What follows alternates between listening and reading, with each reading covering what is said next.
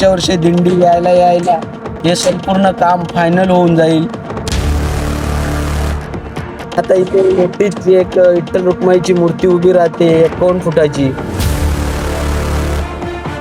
सुबह 6 बजे से चालू होता है, रात 2 बजे तक चालू रहता है.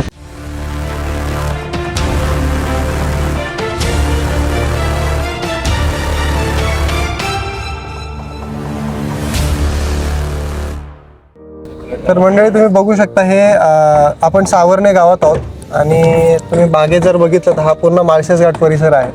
आणि ह्या माळशेज घाट परिसरामध्ये हा सावर्णे गावामध्ये हे मोठं वारकरी भवनाचं काम चालू आहे.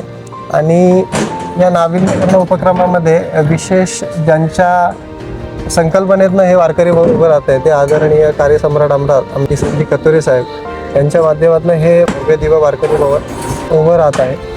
तर इथे विशेष ज्यांच्या प्रयत्नात हे सुरू आहे ते माजी पंचायत समिती सदस्य श्री अनिल भाऊ गरड यांच्या माध्यमातून हे वारकरी भवन उभं राहत आहे. आणि या वारकरी भवनावरती हे विशेष लक्ष ठेवून आहे ते आमचे सुनील भाऊ तुपांगे आणि अंकुश भाऊ गोल्ले हे दोघे या वारकरी भवनाचं काम बघतात.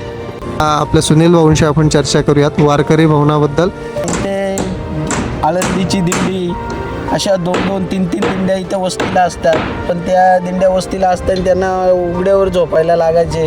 आणि आमदार साहेबांच्या माध्यमातून अनिलदादाच्या प्रयत्नाने हा चांगला मोठा हॉल इथं आता होतो. इथे 2-3 दिंड्या एकाच दिवशी वस्तीला राहू शकतो.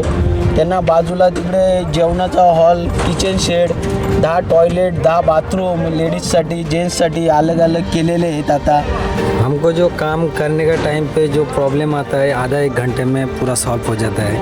खिल्ला से लेके सामान से जो भी कुछ रहता है और पानी से लेके सब कुछ आधा 1 घंटे में हमारे पास पहुंच जाता है. बोलने का देरी रहता है हमारा. बाकी काम करने के लिए किसी चीज़ का भी खोटी नहीं रहता है. असला मैं सोच रहा हूँ अभी 5 तारीख को देने का. अभी उसके लिए आदमी बढ़ाया और 10 आदमी लोग और आने वाला है 2 दिन के अंदर. असं छान पद्धतीने काम सुरू आहे. विशेष म्हणजे अपेक्षा आहे की येत्या काही महिन्यांमध्ये हे काम पूर्ण होईल आणि हे काम पूर्ण झाल्यानंतर याचा सगळ्यांचा लाभ वारकरी किंवा इथे पायी दिंडी जाणारे किंवा पर्यटक जे ह्या माळशेज घाट परिसरात येणार आहेत हे सगळेजण या वास्तूचा लाभ घेतील. तर बस एवढंच आहे आजच्या या व्हिडिओमध्ये. धन्यवाद.